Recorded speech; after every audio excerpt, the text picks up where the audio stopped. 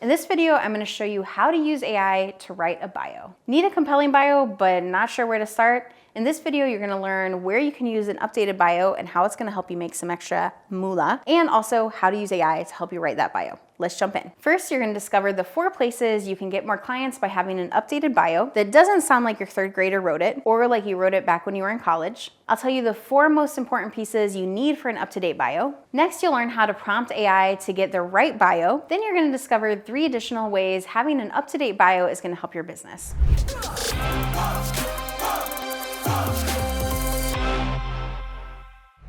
First of all, what bios can you create with this? Where do you even need one?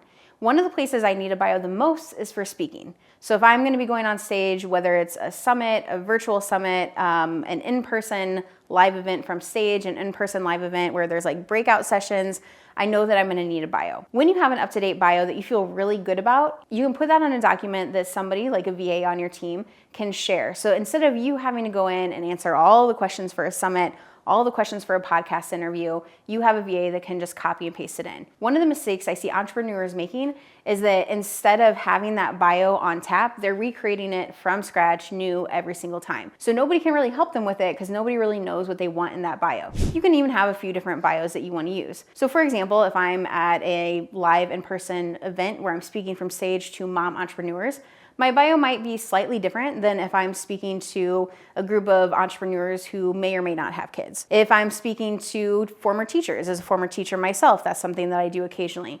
So if I'm speaking to former teachers about how to become an entrepreneur, that might look a little bit different. So the first place we're going to use a bio is for anytime we're speaking, on stage, anything like that. The next place is through podcast interviews, and I touched on that briefly. Podcast interviews, if you're using a tool like Podmatch, for example, you might have a lot of speaking opportunities on different podcasts, or maybe even on your own. And so if you want your VA to help you turn the speaker form in, the podcast form in, having that written up for them in the different forms is gonna be really helpful for you. If you have a base bio that ChatGPT or Claude has helped you create, you can even give instructions to your VA on how to edit it for the specific podcast that you're on. So it really speaks to that audience. The third place you can get more clients by having a bio is on your social media. Facebook, Instagram, TikTok, all of those places have an option for you to add in a bio. And I can't tell you how many times I've gone to hire someone because I heard them speak at an interview or a podcast or a summit, and I'm like, oh wow, that sounds amazing. And then I go to their bio and it says they're doing something completely different, or it says that they're interested in something completely different. And I start to question, is this really somebody that can help me? Is this really something that they do? Was this just like a one-off for them? And it's a little bit unclear on if this person actually does what it seems like they do.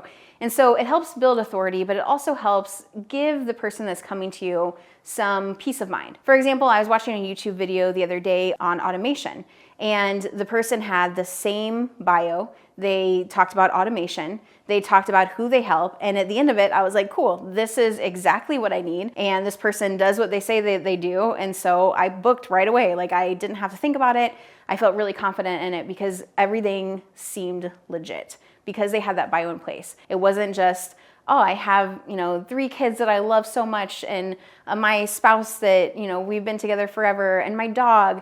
It told me who they were as a business person, and it added to that trust. Enough to the point where I was like, take my money, I'm ready to buy. And the 4th place that you want to put in your bio is into your website. This website funnels any place where somebody can buy from you. We want to have your bio. We want to have something so they know who you are and why they should trust you. What kind of authority do you have on this? How do they know that you know what you say you know? So what information do you need to give AI to create a bio that really works?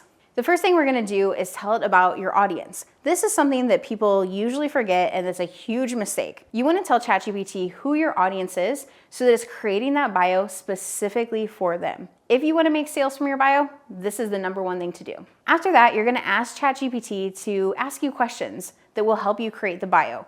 So it might ask questions about your background, it might ask questions about your offers, but we want it to ask questions so that it can craft that exact bio that we're looking for. And finally, you're gonna say what platform it's for. If it's on Facebook, it might look a little different than if it's on Instagram or TikTok. The next really important part of creating a bio with AI is giving it feedback. So feedback is one of the most vital things you can do when you're using ChatGPT, Claude, or really any other AI copy tool to get what you're looking for. So what this looks like is this. You get the bio back And then you're gonna say what you like and what you don't like. So for me, that usually looks like me copy and pasting the bio and then going line by line. And I'll say things like, I like how you said this, but I feel like it's missing something. And I try to be as specific as possible, but every once in a while, I can't quite put my finger on it. Even when that happens, you can still put that feedback in. Of course, you're gonna get better feedback the more specific you are, but if you're not sure, that's okay too. And that's one giant difference of working with a human copywriter versus AI copywriting. With a human copywriter, they're like, I have no idea what this means. Like, can you be more specific? But with AI, it can give you some other suggestions, and then you can say, oh, I like this one best. By having those other suggestions that it gives you, you can narrow it down and it can have a better idea of what you're looking for. And then finally, you're gonna give it some examples. So you're gonna say, you said this, but I think it might sound better like this. Give it that specific, direct feedback.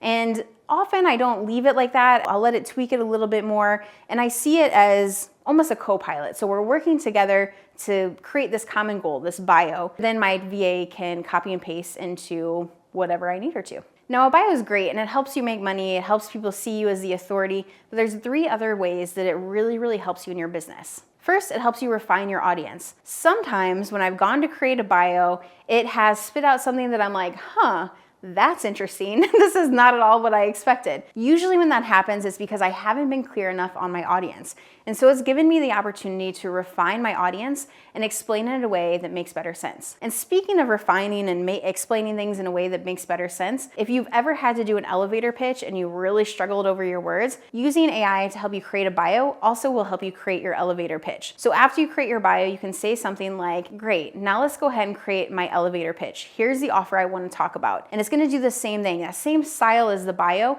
because it already has the information and can condense it into this is who this person is, this is who they help, this is how they help them. It's easier for it to create that elevator pitch right then as well, making your next conversation about what do you do way less awkward. And finally, having a bio can help you get noticed for other opportunities, collaborations, JVs. When people know what you do and who you help and how you help them, it's much easier for them to reach out and say, hey, I saw that you do this, I do this, I think there's an opportunity here. So with a bio, you have more opportunities, you have more refinement, you have other content you can create more easily, like an elevator pitch, and that's all from using AI to create your bio.